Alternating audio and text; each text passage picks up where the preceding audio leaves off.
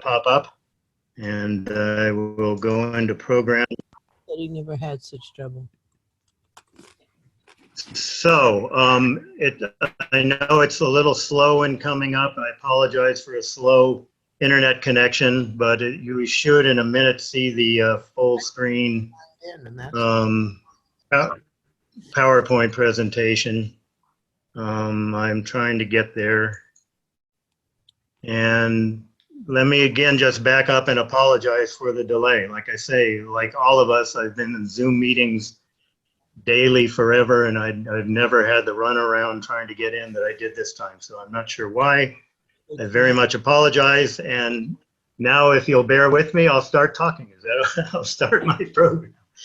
We're very happy to have you here. Thanks. I call this Reflections on Birds and Birding in the Antelope Valley.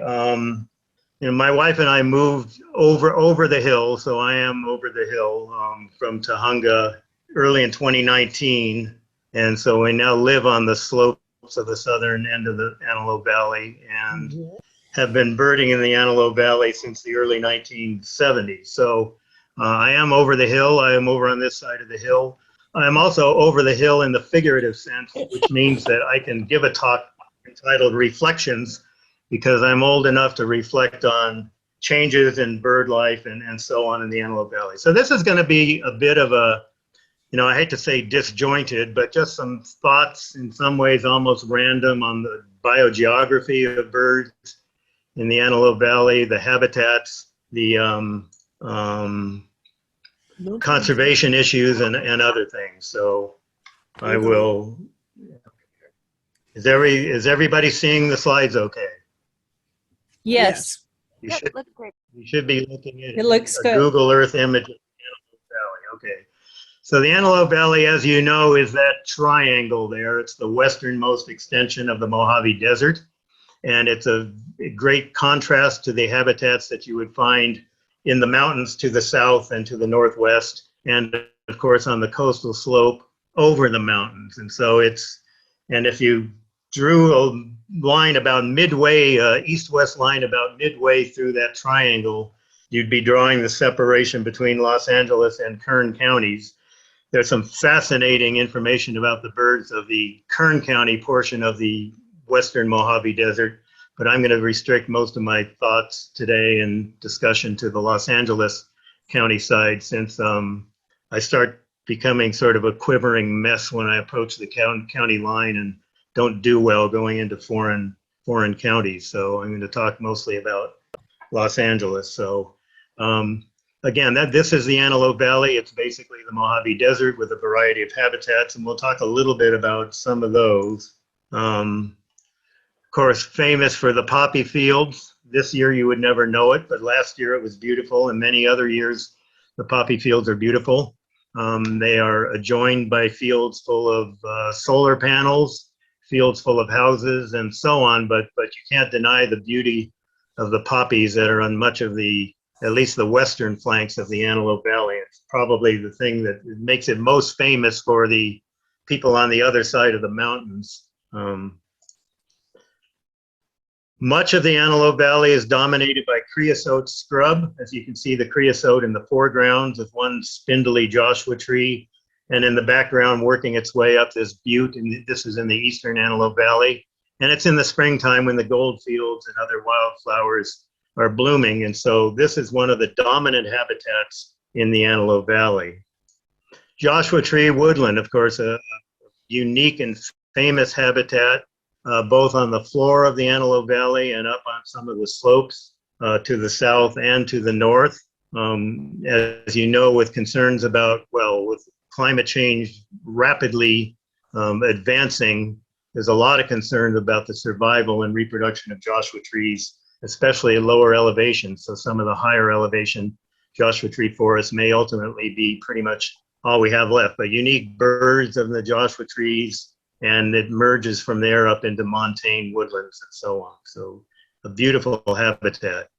This is the juniper woodland in our neighborhood in Juniper Hills in the pear blossom area, the sort of the southwestern Antelope Valley, and just one area that's dominated by junipers, and that mostly grows from about 3,000 to 4,000 feet on the southern flanks of the Antelope Valley, with some growing a little lower. So again, you get different birds here, and even get some of the chaparral type birds like California scrub jays and California towhees that you wouldn't expect out on the floor of the valley.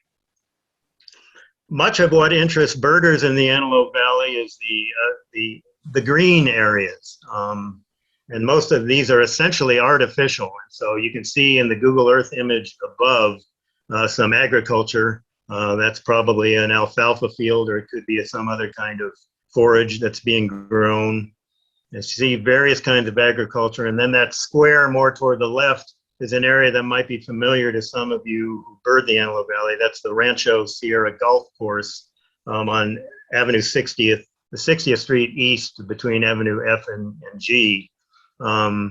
If you've ever birded it, it can be a nice trap for migrants, but do bear in mind you need to check in at the clubhouse and bird only the perimeter and not bird on the fairway. So it's nice of them to let birders do the perimeter, but you can't go in except with very special permission for something like a Christmas count. But these patches of green are traps for migrants. The agriculture has had a important and unique set of birds. The bottom image is that Rancho Sierra Golf Course looking west from an area just east of it. So you can see how it's an oasis of trees and why it would attract migrant birds and a nice variety of birds. And perhaps the most famous single birding locality in the Antelope Valley is the Piute Pond complex on the Edwards Air Force Base. This is available to birders by permission only. You have to get a pass, either a daily or an annual pass. And in fact, they're instituting new measures where you actually have to take a safety course now before you can even go in. So it's getting a little harder and harder to bird, but the Air Force Base staff has been wonderful, both about managing and improving the habitat and about allowing access to birders. But do recall, you have to have permission to get in. This is one of the major birding hotspots in Los Angeles County, with over 300 bird species recorded. Over 6,000 checklists have been entered in eBird, and it's had some of the most amazing bird rarities, primarily shorebirds, but it's also very good land bird habitat. So again, many of you are familiar with Piute Ponds from your own birding there, if you have a pass, or from field trips and so on. And just to back up a little, it's kind of interesting, again, being an old timer, that some birding friends of ours in the early to mid 1970s just stumbled into this back when it wasn't even fenced off. There was really no patrolling or anything. I know Fred Heath and Tom Frillman just said, did you know about this incredible marsh out in the middle of the desert in the Antelope Valley by the base? And none of us knew about it. My first eBird checklists from the Piute Ponds were entered for 1978, although I had been there before that. And there was a whole spate of rare shorebirds seen in the late 70s and early 80s, and that continues to today. So again, access has gotten much more formal and a little more difficult, but it's been a prime birding locality now for well over 40 years. So famous birding spot. Nice place to see something like white-faced ibis, which you will see sometimes at other wetlands in the Antelope Valley, sometimes in the agricultural fields, but Piute Ponds is one of the most reliable places to see this species anywhere in Los Angeles County. I should just mention that all of these photos are mine, which means a lot of them aren't that good, but it was a lot easier than having to go beg photos from others, so bear with me. All right, so let's talk a little bit about biogeography and bird distribution in the Antelope Valley. So here's two breeding distribution maps of two different bird species, which very well define the Antelope Valley. On the left, you see a species that essentially is everywhere, almost everywhere in the county, but avoids the Antelope Valley.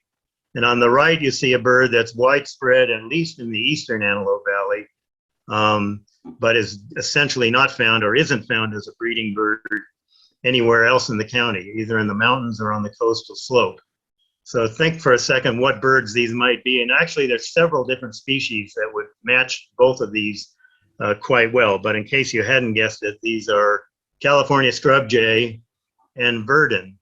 So hardly surprising. Scrub jay is a bird of oak woodland, chaparral, juniper woodland. So you can see they certainly get to the foothills and the southernmost flank of the Antelope Valley. But as breeding birds, they don't get farther out, and they're just rare wanderers farther out into the Antelope Valley. The verdin, on the other hand, is essentially restricted to the Antelope Valley, to desert habitats, Joshua trees, creosote scrub, ranch yards, and a few other things. This is LA County Breeding Bird Atlas data. If you look at eBird data, which we'll look at a little bit later, they're actually a little more widespread within the Antelope Valley than this. And there are some records of wanderers closer to the coastal slope, and in fact, even right to the immediate coast, but that's very rare there. So these two birds sum up very well the kind of negative and positive aspects of bird distribution in the Antelope Valley. So some of the familiar species, if you bird in the Antelope Valley, in the woodlands, both Joshua tree or Joshua tree mixed with junipers, even a little bit higher to some of the other conifers, is the Scott's oriole, which is our desert oriole. So these birds arrive in March. They're present and conspicuous through about July. They leave pretty early, so they get a bit hard to find starting in August. There are some winter records in the foothills on the south flank of the Antelope Valley, but by and large, then most of them migrate out of here. So it's a beautiful oriole with a beautiful fluty song. And I tell you, when you live where we do, it's just such a pleasure to have them in the yard and around singing and coming to the hummingbird feeders and so on. So Scott's oriole is certainly a signature bird of the Antelope Valley. This is a, well, I hesitate to say what it is. It's a ladderback woodpecker, or it's a mostly ladderback woodpecker. It's a female. I took this to be a ladderback, and it was calling like a ladderback, but the problem is we have sort of a hybrid zone between ladderback and Nuttall's woodpeckers in the area. So this bird has got maybe a little broader band of black on the uppermost back than a typical ladderback, but most of the other characters seem to fit pretty well, and it was calling like a ladderback, so we assume that's what it was. This was at a park in Palmdale. If you look at the breeding distributions, and again, this brings to mind what you saw for the scrub jay and the verdin, the Nuttall's woodpecker and the ladderback woodpecker are kind of almost like mirror images of each other in terms of their distribution. This is, again, Breeding Bird Atlas data. But the interesting thing is where these two essentially meet. If you look on this diagonal line on the southern flank of the Antelope Valley, they do hybridize regularly. And in fact, where we are in Juniper Hills, I see almost as many hybrids, not quite, but I see hybrids quite frequently where we have pure Nuttals and pure ladderbacks as well. Nuttals will sometimes get out into ranch yards out in the floor of the Antelope Valley, but their breeding distribution is pretty much limited to the southern flank and then up over the higher areas, whereas ladderbacks are essentially just limited to the valley floor and maybe up to about 3,500 feet on the southern flank of the valley. So there's a lot of this interesting like ranges that abut of closely related species between the Antelope Valley and the highlands and coastal slope area. Some birds are widespread pretty much everywhere. So this California quail you can find throughout the floor of the Antelope Valley, throughout the foothills, and of course, as you know, other than in heavily urbanized areas, also throughout the coastal slope. So you might think, okay, we're on the desert. The quail out here should be Gamble's quail, because that's the desert one, and the California quail is on the cooler in the valleys and the coastal slope and so on. But no, it's the California quail throughout the Antelope Valley. You have to go a fair ways farther northeast into San Bernardino County or way southeast into the lower deserts to get Gamble's quail. So California quail is our desert quail here. Cactus wren's a really interesting bird throughout much of the Antelope Valley. It has declined in much of its range in the Antelope Valley, but still pretty common in native woodland, Joshua trees, junipers, creosotes with cholla. They like cholla cactus, but doing far better out here than on the coastal slope, where there are just a handful of populations, some of which are just barely hanging on. So this is a large desert wren that's much more familiar out here in the Antelope Valley than over on the coastal slope. This is certainly one of our most attractive sparrows, and Antelope Valley in general is just a fantastic place for sparrow variety, both breeding sparrows and migrant and wintering sparrows. This, of course, is the black-throated sparrow. It's the only member of the genus Amphispisa. It used to have some congeners, but they've all been moved off to other bird genera now. So this black-throated sparrow breeds again widely in sort of creosote scrub, especially with cholla, up into Joshua tree woodland and the lower limits of the junipers. They're around in winter, but they seem to be a little more localized. You'll run into flocks of them in the winter, but a lot of them seem to migrate out and leave this area in the winter, but you can find locally small flocks of them in the floor of the Antelope Valley through the wintertime as well. So we're returning to the verdant. Remember I showed you a map from that left-hand map from the Breeding Bird Atlas data. And I just wanted to contrast that with eBird data. Remember that the Breeding Bird Atlas was conducted for 5 years and part of a little bit of it in a 6th year, back from 1995 to 2000. And it was strictly looking at breeding birds. And really, once a species was confirmed in a block, there wasn't much additional effort to find it at additional sites. So if you look at the eBird data on the right, you can see the distribution is actually far more widespread in the Antelope Valley. Whether it is spread farther west or whether it just wasn't found during Atlas efforts is a little hard to tell. I don't think their status has probably changed that much. But the map on the right is not just the breeding season, but all times of year. Now, verdants don't move much. They're resident species. On the other hand, they've obviously moved some because there are a number of records over into the Santa Clarita Valley, the San Fernando Valley, even into the San Gabriel Valley, and a record for the Palos Verdes Peninsula, which you can't see here off the bottom of the map. So we've got different ways of looking at bird distribution data, but in general, no matter how you look at it, the verdant is really a bird of the desert and the Antelope Valley. We've got a lot of newcomers too. If you live in the Antelope Valley, you're very familiar with Eurasian collared doves. They were not in California really until the 1990s and not really abundant until after about 2000 when they really started spreading. They're common in some areas on the coastal slope, but still a bit patchy, but they're very common and widespread through much of the Antelope Valley, basically wherever there are people. So in the towns, residential areas, ranch yards, and so on. And so this is a major change we've seen just in the last 20 to 25 years or so, is the abundance now of the Eurasian collared dove, which of course didn't even spread across North America until basically the 1980s and 1990s. And now it's almost everywhere in the New World.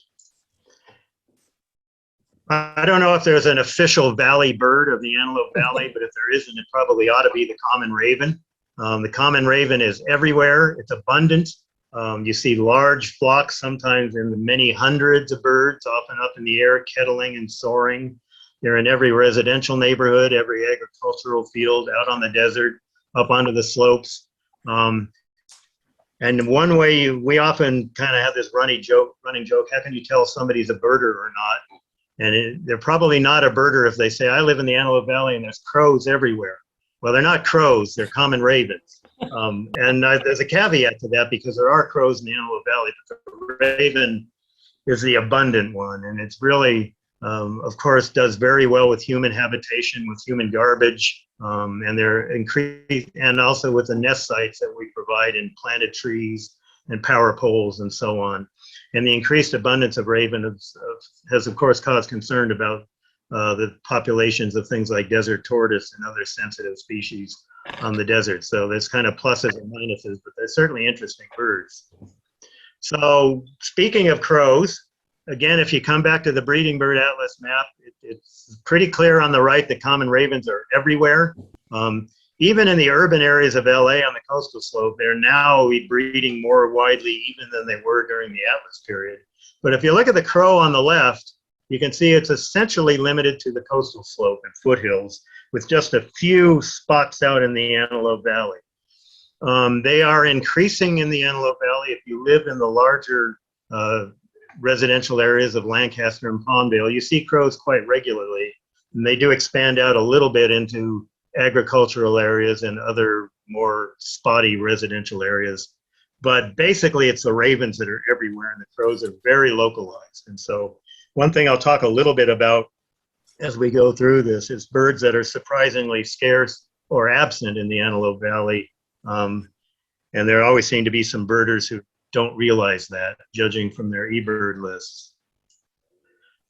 There's some really interesting variation in some species or related species.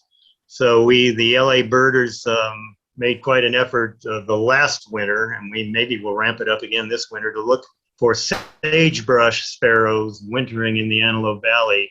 But the problem is they're extremely hard to tell from the very common bell sparrows, which are throughout the lower parts of the Antelope Valley in the Atroplex scrub and saltbush, and to a lesser extent in creosote. So in this picture on the lower right, the one that's a bit out of focus, is the bell sparrow. The bird faced away with, not surprisingly, a piece of trash. There is probably a sagebrush sparrow, but one of our problems is they're very hard to tell apart.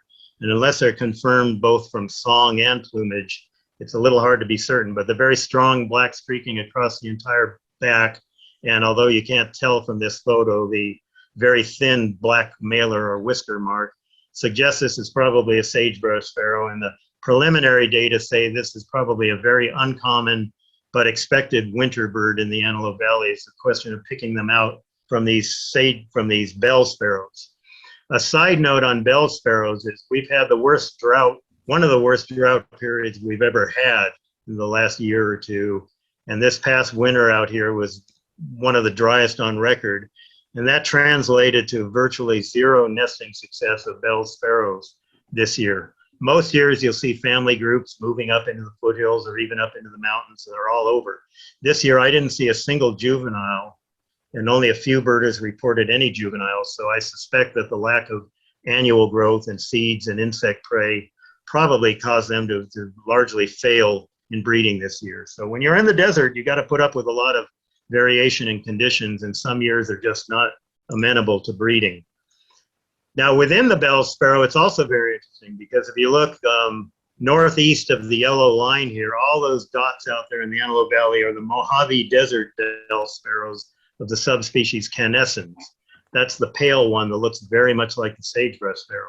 But once you get into the foothills and the mountains, like you go just a little bit up into Acton and Aliso Canyon and the Angeles Forest Highway, Upper Big Tahunga, and then the mountains of the northwestern part of the county, you get the much darker nominate belli bell sparrows. So that's another fascinating thing about the Antelope Valley, is this area of either parapatry, meaning the ranges abut each other, or perhaps even sympatry. You might get at a single spot both of these subspecies breeding. That bears much more investigation along that yellow line, basically at about 3,000 feet or so along that southern flank of the Antelope Valley. So we don't know if these act as good species or not. We don't know what happens where they come together. We can also stand to better document differences in songs and things like this. So these are all things that birders that visit or are based in the Antelope Valley can help with. You can't talk about the Antelope Valley without talking about many, many environmental stressors that our bird life and other biodiversity faces. And so some of this is pretty obvious, and I don't want to be doom and gloom, and I'm only going to talk about this briefly, but you can't deny that there are some major issues. I assume Antelope Valley Audubon is very much involved in some of these, and all of you who bird the area should bear in mind that many of these things need much more attention and activism. But of course, the massive urban and suburban development, if you look at the Antelope Valley 50, 60 years ago, most of those huge housing tracts weren't there. In Lancaster and Palmdale, the population was much smaller. And every acre that's developed is an acre of habitat that's lost or replaced with very different habitat that's only suitable for a much smaller and less specialized subset of birds. Even if there is an ongoing building, I'm seeing a huge increase in just the people buying up land and scraping the soil. I don't know what they do, but in our area of Little Rock and Juniper Hills, people are buying up 5 acre tracts and just scraping them clean, even scraping Joshua trees that are protected by law. And once the desert soil is scraped, it doesn't recover, essentially, not within any reasonable period of time. So anything that grows there is going to either be planted by humans, or it's going to be basically an invasive weed. And the sad truth is there just isn't nearly enough protected habitat and Joshua tree woodlands, creosote scrub, and these other desert woodlands. There are, on the positive side, of course, some very important reserves, county wildlife areas, state parks, and so on. But there's an awful lot of important habitat that doesn't have that protection. Another ongoing thing, of course, is the lowering of the water table, pumping out for agriculture, for urban use, and so on. And this is exacerbated by increasingly frequent and severe dry years. So what that has resulted in over the years is a great reduction in the amount of irrigated agriculture in the Antelope Valley. Now, agriculture, of course, replaces native desert habitat too, but it also provides habitat for a lot of sensitive bird species. So think of long-billed curlews, mountain plovers, tricolored blackbirds, and others, all of which have either essentially disappeared from the Antelope Valley or at least have become very rare. And just, I might add as a side note, there's an increase in illegal agriculture too. Huge, you've read the LA Times recent article about marijuana grows, and I'm not passing any judgment one way or the other about marijuana, but certainly when you're scraping the land, applying illegal pesticides, stealing water and electricity, and so on, that's not very good for the environment. As we get into the foothill woodlands of the Antelope Valley, these increasingly frequent and unnatural fire regimes are really playing havoc with juniper woodland, which essentially does not recover from fire, nor does pinyon woodland, and Joshua tree woodlands, which if they recover, it's very, very slowly. So fire regimes are another big problem, and even out on the desert scrub as well. The next one's kind of a tricky one because you see huge acreage of the Antelope Valley that's taken over to renewable energy development, whether it's solar panels or wind farms on the foothills, especially the northern flank. You know, that's good, of course, for many reasons, but as you all know, renewable energy isn't without severe environmental costs as well in terms of direct impact on habitat, mining for rare metals, and so on. And so the only real solution is just to use a lot less energy, hopefully used by a lot fewer of us, but you don't hear that talked about much. And then there's just all the other insults to even existing habitat, like off-road widely through the Antelope Valley, illegal dumping everywhere. Maybe that can't directly harm a lot of birds, but it sure looks awful, and it introduces stuff into the environment that's obviously not good for wildlife. And it's just absolutely rampant out here. So here's an example of what's probably not very good desert bird habitat anymore. This is just one area. You can multiply this probably by 100 of dense housing developments. This is in southeastern Palmdale. And it's not birdless by any means, but it's certainly a great modification of the existing habitat. And the birds that do survive here are very adaptable ones rather than very specialized desert birds. And as I mentioned before, this kind of scraping is just going on and on and on. And I'm not sure what people do with these lands. I know one such area recently was planted as a vineyard, but a lot of them, they're just scraped and fenced, and then nothing seems to happen. So it's almost like, well, we got to get rid of this ugly desert habitat and show some dirt instead. And of course, this dirt is very emissive when the wind blows. And if you don't live out here, maybe you don't know it. If you do live out here, you certainly do know that the wind blows. It usually blows out of the west, and it blows most of the time, and it can blow very hard. So there's a lot of dust that comes from these kinds of scrapings. And as I mentioned, of course, then fires. Now, of course, fire is very natural in many habitats, but it's also very destructive in certain things like Joshua tree woodland. So this upper photo is taken about less than 500 yards from my house, and it just doesn't look nearly as good as it did before the bobcat fire, nor does it have birds. Even the riparian areas, that's Big Rock Creek on the right, where large stretches of riparian burned in the bobcat fire. That's a little more resilient because many of these same trees are now sprouting from the base, and even in like 1 year, some of that growth is now 10, 20 feet high. So that habitat will largely recover, but Joshua tree woodland, juniper woodland essentially does not recover. As I mentioned, of course, illegal dumping. I could have found much worse pictures than this, but this was in a beautiful riparian habitat along Little Rock Creek.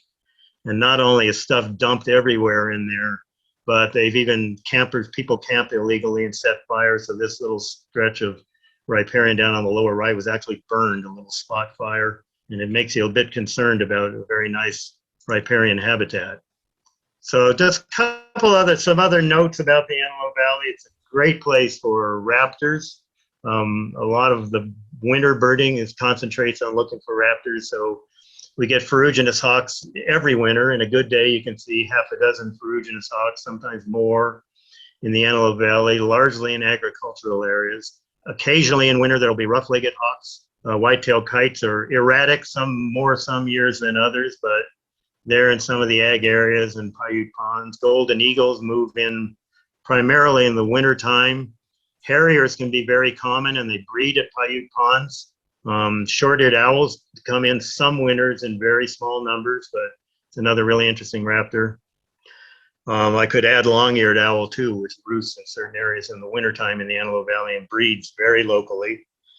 And then in the summertime, we get Swainson's hawks. There's still a handful of pairs that breed in the Antelope Valley. And of course, on a good day in migration, you might see a good-sized flock of them coming over. Out here, probably largely in March, maybe into early April.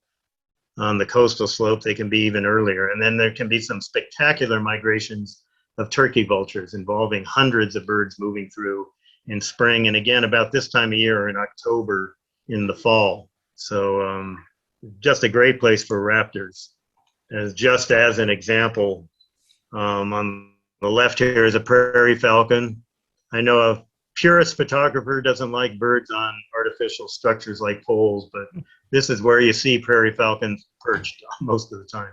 I know Mark Shield just photographed one the other day that had a bird in its talons that it had caught out in the agricultural fields in east of Lancaster, and it turned out to be a poorwill, which seems like an odd prey item for a prairie falcon out in the middle of the floor of the Antelope Valley. And on the right is a ferruginous hawk, which again can be widespread and not that hard to find in agricultural areas of the Antelope Valley and some of the grasslands along the slopes. I can't recall where I photographed this one, but I know I saw one the other day in that little agricultural field right next to the Palermo post office. So even up in the foothills, sometimes you'll see ferruginous hawks. So just a great place for raptors.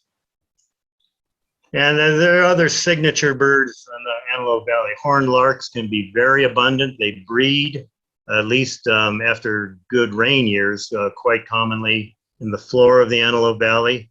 They can gather into huge flocks in dirt fields, agricultural fields, mown fields, and so on. I know for many years, I think the Antelope Valley Christmas count led the entire North American continent in the high count of horned larks.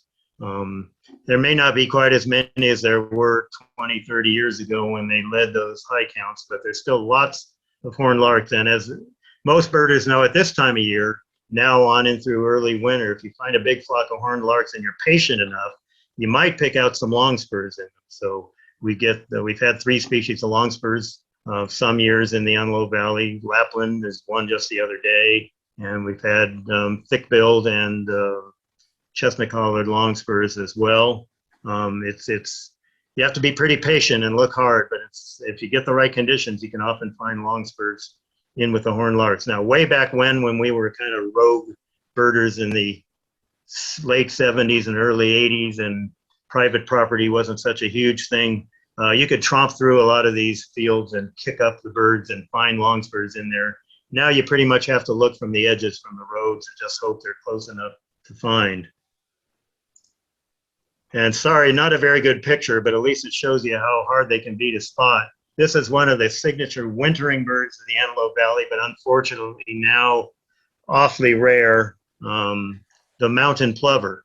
And we've had flocks sometimes of many hundred mountain plovers in various parts of the Antelope Valley, but there seem to be fewer and fewer every winter. Last winter, there was a decent sized, well, small flock, but stuck around for a long time over near the sod fields on 50th Street East, around Avenue N. They can be up northeast of there in the valley in agricultural areas, but this is a bird that's greatly declining throughout its range, declined on the breeding grounds. The huge Imperial Valley wintering population seems to have crashed, and there are very few there now in winter. So this is a bird of real conservation concern, and certainly one that's going to need protection, and one reason why we want to maintain certain kinds of agriculture rather than replacing it with either dried out, fallowed, disturbed desert or with housing tracts. So the mountain plover. So if you live in the Antelope Valley, the towhee is not a familiar backyard bird in most areas. So the California towhee will have a distribution an awful lot like the scrub jay that I showed you before. It's going to be pretty much everywhere in the county except the Antelope Valley. Now they do make it a little ways onto the southern flank of the Antelope Valley.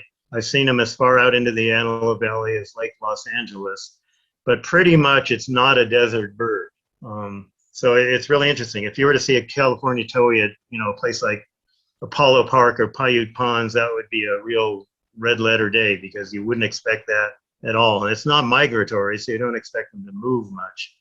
The spotted towhee, on the other hand, is migratory. So they breed commonly in the woodlands up, 3,500, 4,000, 5,000 feet on the flank of the Antelope Valley, in oak woodland, pinyon juniper, riparian, and so on. But they don't breed in the floor of the Antelope Valley at all. But the interesting thing is, if you live in an area where there's a lot of spotted towhees year round, you don't think of their migration. But if you bird in the Antelope Valley, you really can start to look at things like migration dates of birds like spotted towhees, because on the floor of the valley, you pretty much only see them as a migrant and occasionally a scarce wintering bird. So you can kind of see when they move through in the spring and when they arrive in the fall.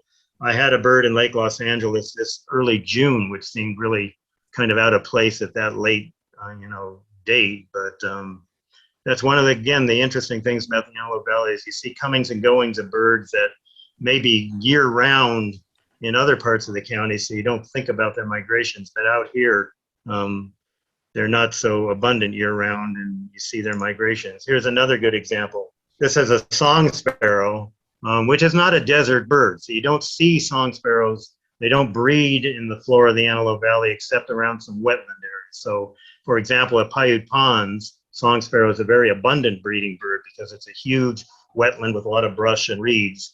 And there's some smaller wetlands that have song sparrows too, Lake Palmdale, many other areas. But they're not in the desert habitats. However, we get migrant song sparrows that come through. So again, if you live in an area that's got a lot of song sparrows year round, you don't think about their migrations. But out here, you can kind of see when they migrate through in little desert, pocket parks and oases and ranch yards and things. And another reason we know they migrate is you get song sparrows that look like this, which is not our breeding subspecies, which is Hirmani, which has much darker streaks below. But this bird with the reddish crown streaks, the reddish mailers and streaking below, is the subspecies Montana,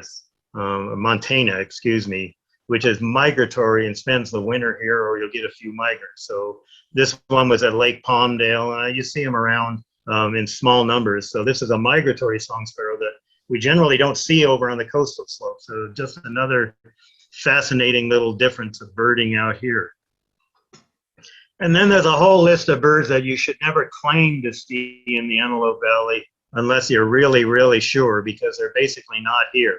Now, there are exceptions. So, for example, the Allen's hummingbird, which, as you probably know, has spread like wildfire throughout the coastal slope, originally was the non-migratory subspecies, was limited to the Channel Islands, but now they're pretty much everywhere on the coastal slope. They're still expanding, and they have very recently expanded. I know a few people listening tonight involved with Antelope Valley Audubon have them in their yards. Not very many, maybe one or two or a few in Palmdale or Quartz Hill or places like that, even up as far as Rosamond. But it's still a very rare bird out here. We've had them at our feeders here in Juniper Hills, I think twice in the very early spring. So the Rufous hummingbird, on the other hand, is a very common migrant through the Antelope Valley. So you kind of have to learn these fine points of distribution. So we do know there are the Allen's hummingbirds that are beginning to get established out here. That's a great thing to keep track of. Likewise, the western gull. This is the abundant gull of the saltwater areas on the ocean of LA County, and they feed commonly inland through the urban areas. They can be common inland to some of the reservoirs like Castaic Lake and other areas, but they don't get to the desert slope, at least don't normally. So there's very few. There's only a couple of documented records of western gull in the Antelope Valley, a couple of Piute Ponds, maybe one or two elsewhere. So we get tons of California gulls. They're all through Lancaster and Palmdale in the winter. You get migrant ring-billed gulls and even occasionally, Franklin's gulls and other things. But the western gull is a super rarity out here. And so if you think you see one, please document it. This one I photographed on the coastal slope, but I did manage to photograph one at Piute Ponds earlier this year. I know John Bersner and I were able to see that bird. So it's a rare bird. So you just have to learn these quirks of distribution. Things like Cassin's kingbird, which is so common on much of the coastal slope, is a rare bird on the floor of the Antelope Valley. You get a few of them in the foothills around like Little Rock and some other areas, but it's not expected to be seen way out in the floor of the Antelope Valley or in the agricultural areas where we have lots at the right time of year. We have a lot of western kingbirds. So keep in mind all these little sort of anomalies. I'm not going to go through a whole bunch of pictures of rarities that have been found, but just to kind of whet your appetite, this is way out of date, but as of 2004, which is the data for the California, the Rare Birds of California book by the California Bird Records Committee, there are at least 32 records of rarities accepted by the committee from the Antelope Valley. Not all of these are on the CBRC list, but just the partial list would be things like trumpeter swan from Piute, tufted duck, used to be at least on Quail Lake and some of the reservoirs on the west end. Barrow's goldeneye is not a CBRC review species, but it's a very rare bird in Southern California. The last few years have been one or two along the aqueduct in the, basically in the Little Rock area, and they've been seen at Quail Lake as well. We've had some really rare shorebirds, upland sandpiper, Adsonian godwit, curlew, white rump, sharptail, both little and redneck stint, and the first and still only accepted California record of gray-tailed tattler was from the Lancaster sewage ponds way back in 1983, I believe, or 1981, 81 or 83, I forget. Anyway, it was a long time ago.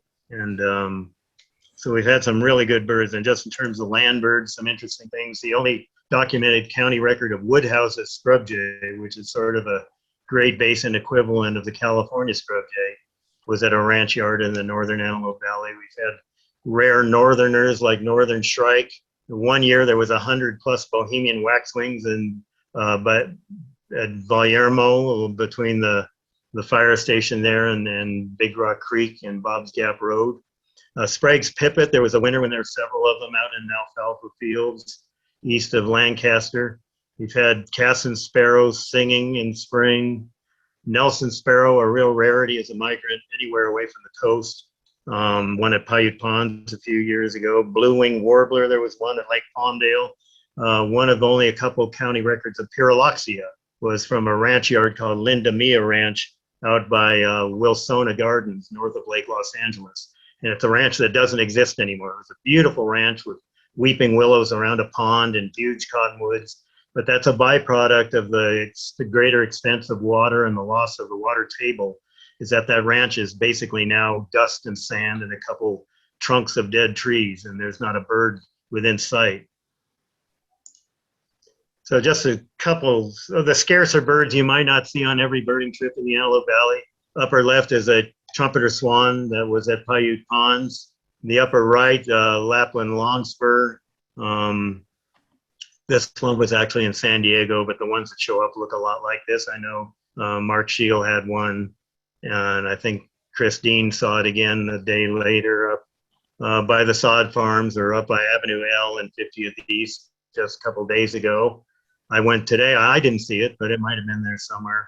In the lower left is a red-throated pipit that made a showing in the fall of 2019 at Sorensen Park in Lake Los Angeles. A very cooperative bird for a couple days. And in the lower right is an Asiatic or an old world shorebird called the little stint that was at Piute Ponds. So one of the rarer shorebirds that's turned up at Piute Ponds. So one of the great things about desert birding is when you do get a patch of habitat with water and with greenery, it can be a magnet for migrants, and any magnet for migrants can be a great place to find unusual birds too. So the longspur, of course, was in a ag field with horned larks, but the others was at a great wetland like the trumpeter swan and the little stint, or just a irrigated athletic fields in a park in Lake Los Angeles. And of course, as I mentioned, Barrow's goldeneyes have shown up the last 2 or 3 winters along the aqueduct. And I know several birders headed up by John Feenster have done a bird survey every winter, midwinter of the aqueduct, all the way from the west end of the Antelope Valley to into San Bernardino County. And it's amazing cumulatively the number of ducks and other water birds that use the aqueduct. You know, you think of lakes where you can see everything at once, and the aqueduct's only, 50 feet wide or whatever, but it's also dozens and dozens of miles long. So it's like one of the largest lakes in the county if you look at the surface area of the water, and it gets an amazing number of birds and seems to be the best place to find Barrow's goldeneye in the county. And of course, it's a great place to study ducks. If you don't go birding anywhere else in the Antelope Valley, go to Apollo Park and you can see waterfowl to your heart's content. They may all be 1 or 2 species of domestics, but the variety is phenomenal. So these are just a couple very odd mallard breeds on the left and a couple answer geese that are either mostly or entirely swan geese, which is a domesticated old world goose. But the neat thing about Apollo Park is you get some native geese that come in and settle in there, like there's some snow geese, there's a greater white-fronted goose. Lots of Canada geese are now resident there, occasionally a Ross's goose and so on. And some land birds and some other water birds. So like any patch of green with water in the Antelope Valley, it's certainly well worth visiting. But you do have to suffer through this bizarre batch of weird looking domestic waterfowl. Bird life is always changing here. This is a vermilion flycatcher, a couple different males from the Antelope Valley, and that's a juvenile in the upper right at Pear Blossom Park. A year ago, they bred there for a couple years, although not this year. And this is a bird that has expanded its range. It's now been seen in many different parts of the Antelope Valley. There's birds I know currently at Crystal Air and at the Rancho Sierra Golf Club and probably other parts of the Antelope Valley. During the Breeding Bird Atlas work at the end of the 1990s, the only county, the first and only county breeding record was up in the Leona Valley, just south of the western part of the Antelope Valley. But since then, they've bred in several other areas. So what used to be considered a super rarity is now a bird you can very often find in the Antelope Valley, and quite a treat when you do see them. So I just wanted to end, and I'm happy to answer questions. I'm sorry I started so late, but if we've got time, I'm very happy to answer questions. But I wanted to end with kind of a plea for all of you to become involved or continue to be involved in community science and having your observations go into large databases that really help scientific research. So this is a map of what are known as hotspots in eBird. So these are areas that are shared areas where anybody can submit a list from those areas. There are, of course, a million other personal localities for people that they enter eBird data from. But if you look at the Antelope Valley there, you can see the hotspots aren't quite as dense as they are in the LA Basin. Not very surprising. There are a lot fewer people out here. But you also see, if you see this kind of big gap between Lake Los Angeles and Lancaster Palmdale, and some other gaps in the easternmost part of the county, and gaps along the Sierra Pelona and some of the mountain ranges here. Some of these areas aren't that easy to get to in the mountains, but out here you can get anywhere. It just suggests to us that there's more places to explore. And of course, there's 2 ways you can help fill out data. One is by going to places that aren't already covered as hotspots and birding them and creating new hotspots, so more birders will add data. The other one, though, is to pick any of these hotspots and look at the bar graphs of what's been seen through the year, and you'll see lots of gaps where there's been no coverage. So try covering it at a time of year when nobody else has been there. You'll really help fill in data. So, there are exceptions, like Piute Ponds. There's probably, 10 birders a day and 50 birders a week who are there covering it throughout the year. But many of these other hotspots, especially the ones in the blues with fewer species, probably have only been covered a handful of times through the year and could use coverage.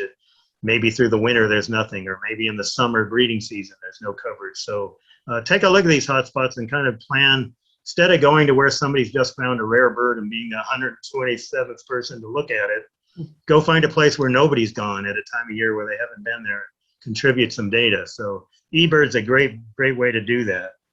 And then, you know, here's just an example. Piute Ponds is probably one of the best covered areas in the county.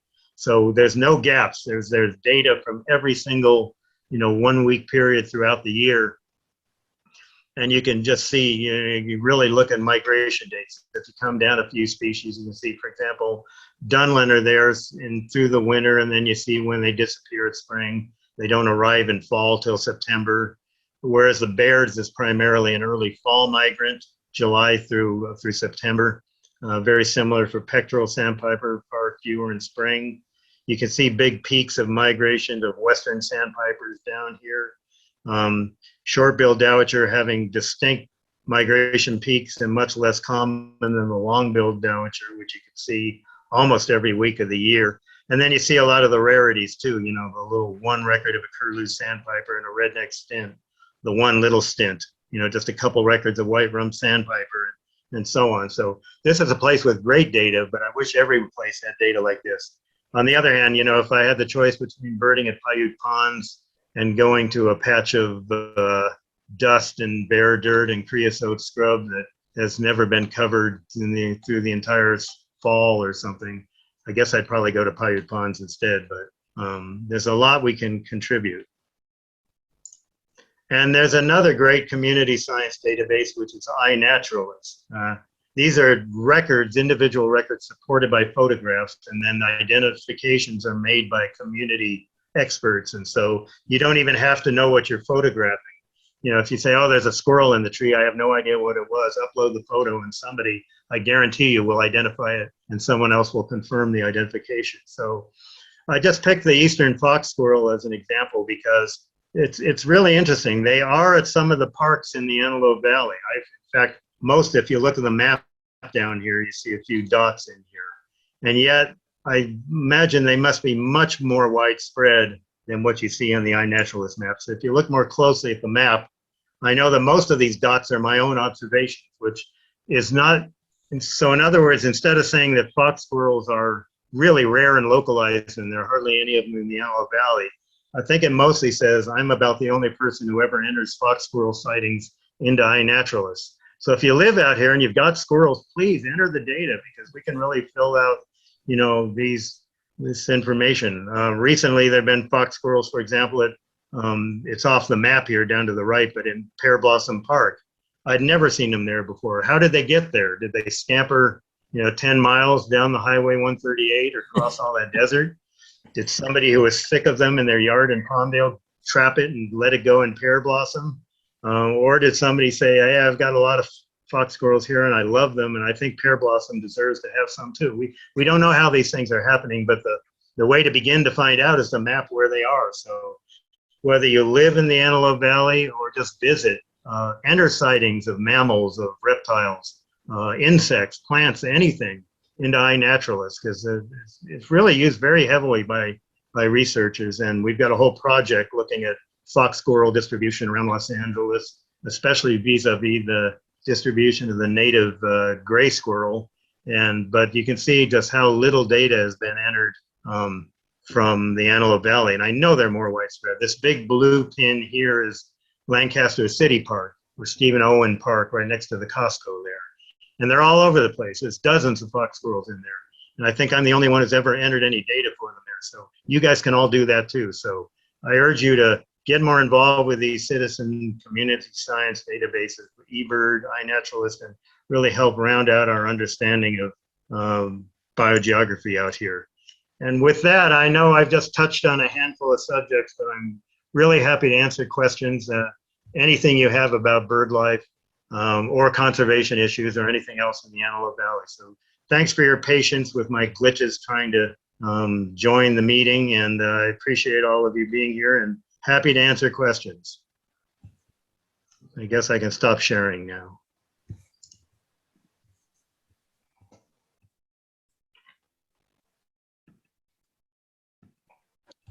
Well, this is Danielle Fowler. I was monitoring the chat, although I did have a technical difficulty where I was booted off myself. So I don't see any questions in the chat, but there could be questions in the chat because I got booted off. So I just want to let people know if they did type them in, would you please retype, because I had some technical difficulties on my side. And we have some, from Charles Hood, who's commenting that they're fark squirrels on AV college campus and just never had a camera, will post it eventually. That's a very good observation. Thank you. And I would add that, yes, you probably do have a camera if you have a cell phone. That's the thing about iNaturalist is everybody over the age of 2 has a camera with them everywhere they go these days. And that's part of the beauty of iNaturalist. It doesn't have to be a publishable quality photograph. It just has to document the identity. So thanks those who have entered data on these squirrels. I know more of you than just me have done so, but yeah, people have cameras with them all the time now. Charles, you ought to get a cell phone.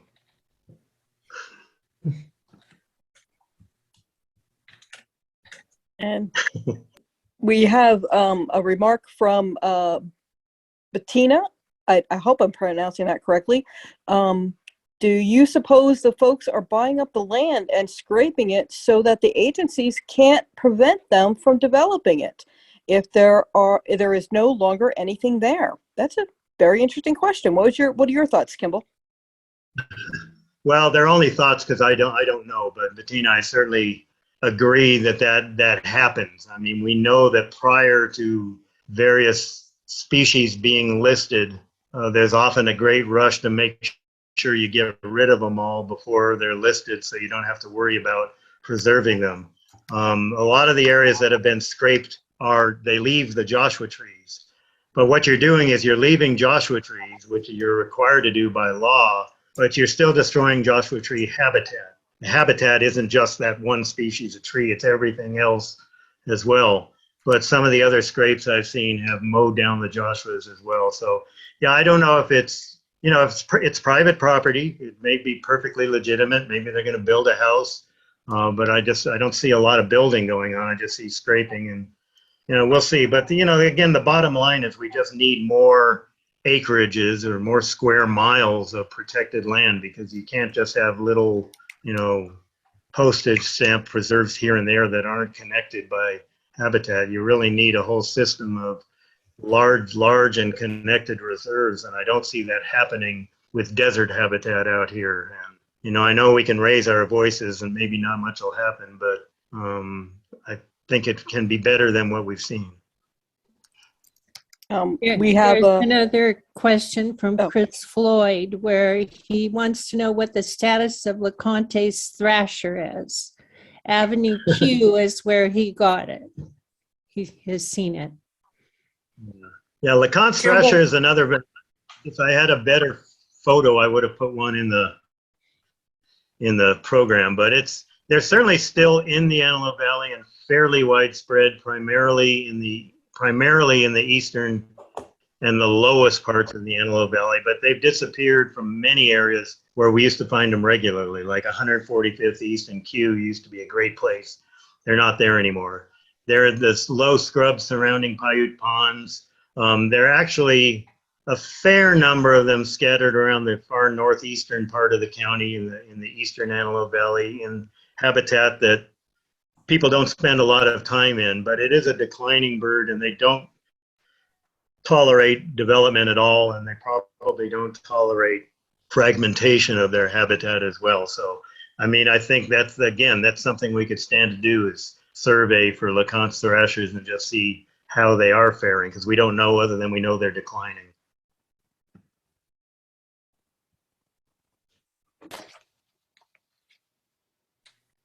All right, I don't see any more questions. Do you, Danielle? One person asked, is this being recorded? It is, and one of our board members edits and posts. So I'm just not sure. It'll be on our website when we finish editing it.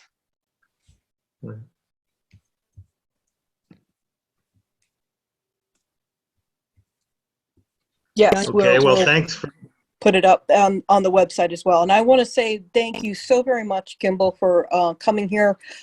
Many of us are very grateful. I personally live in Lake Los Angeles, and I am so happy that you have made it your mission to really go all over the Antelope Valley and really do some wonderful birding and get some wonderful checklists up there on eBird. And I have to agree with you. Get as many checklists as you can possibly get out there. And then the other thing I can encourage people to do is in their own area. I know many people are not from the Antelope Valley, but also in your own area, when it comes time for Climate Watch, claim a square and do the Climate Watch. That is another important part of citizen science, because that's how we're going to conserve the birds, is we need data.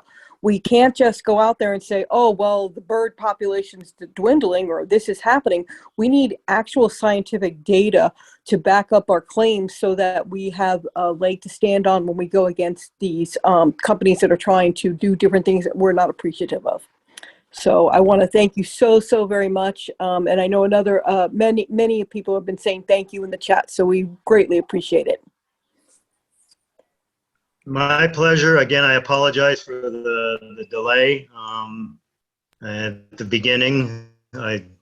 Not quite sure what happened, but I hope I didn't keep you too late and cause you to miss too much of the Dodgers, maybe last game of the year, whatever.